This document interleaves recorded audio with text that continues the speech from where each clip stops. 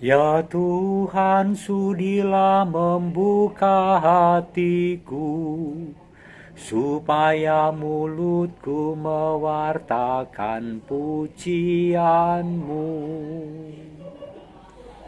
Saudari-saudari yang dikasihi Tuhan, selamat pagi. Saya menutup retret hari ini, Sabtu pagi. Dan saya akan segera pulang ke Wonogiri karena tugas pelayanan sudah memanggil. Nanti jam setengah 2 saya mesti berangkat ke stasi Purwantoro yang akan misa jam 3. Stasi itu terletak di kota terakhir sebelum Kabupaten Ponorogo, Jawa Timur. Jadi cukup jauh sehingga membutuhkan 1,5 jam dari Wonogiri. Jadi kurang lebih saya dari Jogja ke Wonogiri 2 jam, lalu makan siang di Wonogiri, lalu perjalanan 1,5 jam ke Purwantoro untuk merayakan Ekaristi bersama kurang lebih 25-30 umat. Merayakan dalam sukacita. Amin. Terima kasih juga untuk doa-doa Anda selama retret saya.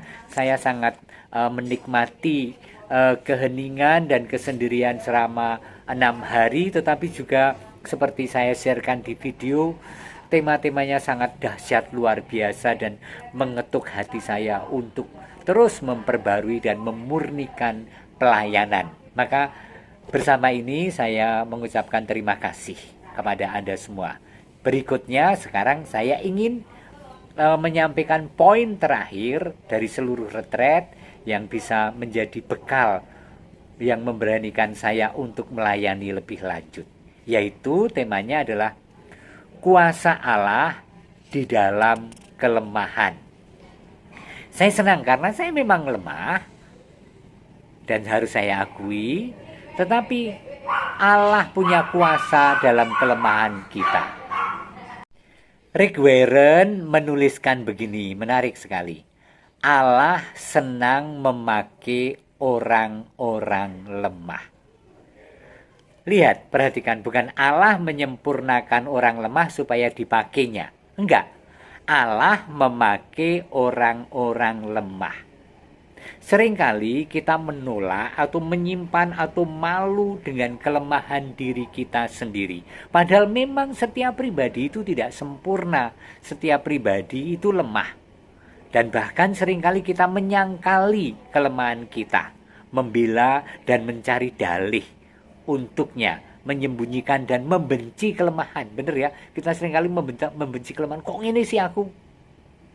Dan dia menulis, hal ini mencegah Allah menggunakannya dengan cara yang dia ingini. Bahkan seringkali kita menuntut sempurna orang lain. Allah sendiri menghargai kelemahan loh saudari-saudara, dan memakai kelemahan kita untuk kemuliaannya. Amin.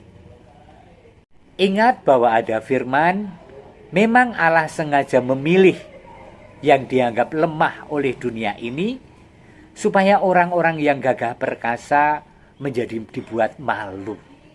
Allah memilih dan memakai orang yang lemah.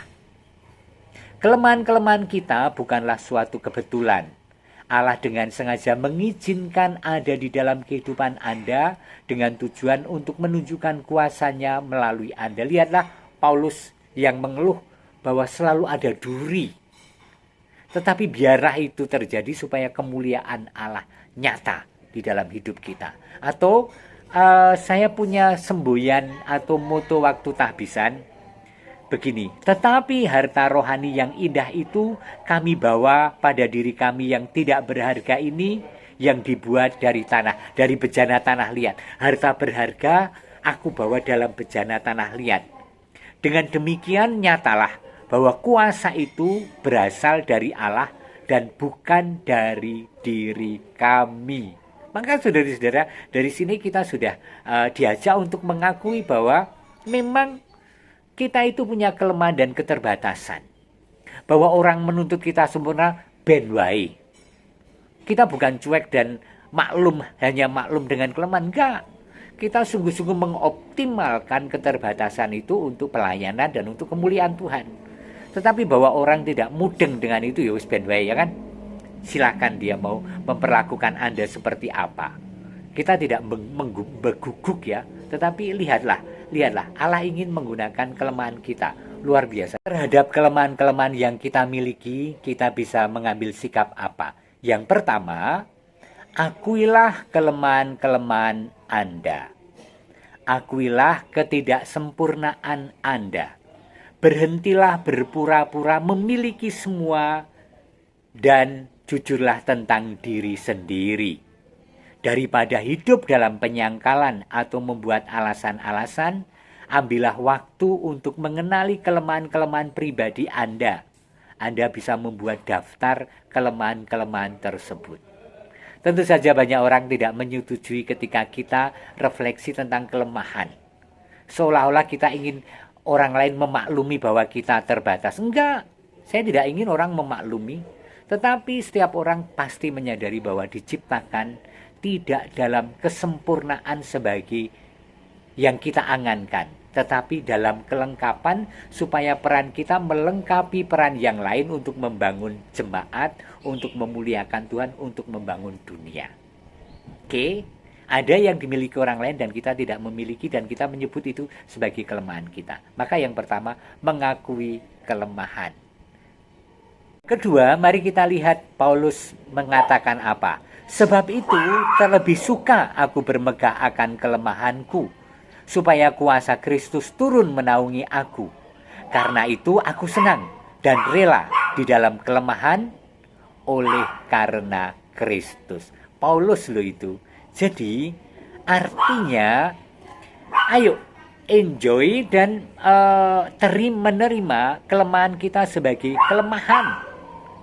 Dan ketika kita bisa melakukan sesuatu dan mampu melakukan sesuatu, kita segera sadar bahwa itu bukanlah dari kita, tetapi kuasa Allah yang bekerja untuk kita. Tentang duri dalam hidupnya, Paulus mengatakan, saya tidak berkecil hati mengenai duri itu.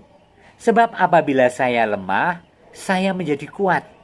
Makin sedikit yang saya miliki, makin banyak saya menggantungkan diri kepadanya. Benar, ya kan? Maka saudari-saudara, ayo. Kelemahan-kelemahan kita membuat kita semakin tergantung pada Allah dan tidak tergantung pada diri sendiri. Dan ini poin penting dalam kehidupan iman.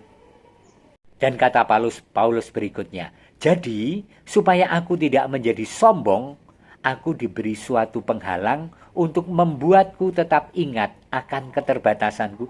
Luar biasa sekali ya, ini modal untuk pesiaran panggilan saya nantinya.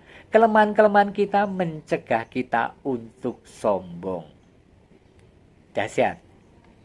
Tentu saja kelemahan membuat kita juga bergantung pada yang lain. Maka justru karena lemah, kita mengandalkan persekutuan jemaat sebagaimana Kristus menghendaki dengan gerejanya.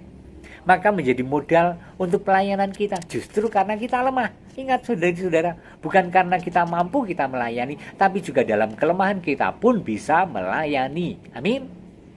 Ketika kita sadar akan beberapa kelemahan kita dan kita terlibat dalam pelayanan melayani Allah, ceritakan dengan jujur dengan rekan setim bahwa aku memang tidak mampu untuk melakukan itu. Aku harus mengajar anak TK. Aku tidak mampu. Sungguh aku sudah mencoba, tapi kayaknya aku tidak di situ. Mungkin ada pekerjaan pelayanan lain. Jujur, sehingga kemudian kerja tim dan pastoral dan hidup jemaat menjadi optimal karena jujur akan kelemahan masing-masing. Bukan berarti tidak bertindak loh ya, kita mengambil bagian. Akhirnya saudari-saudara, bukan karena kita sempurna kemudian kita bisa melayani Allah, tetapi kemuliaan Allah tampak dalam kelemahan-kelemahan kita. Amin. Yuk sekarang kita meneruskan kehidupan. Sekali lagi terima kasih untuk doa-doa Anda bagi saya yang menyelesaikan retret hari ini. Tuhan memberkati Anda dan keluarga, Bapa dan Putra dan Roh Kudus. Amin.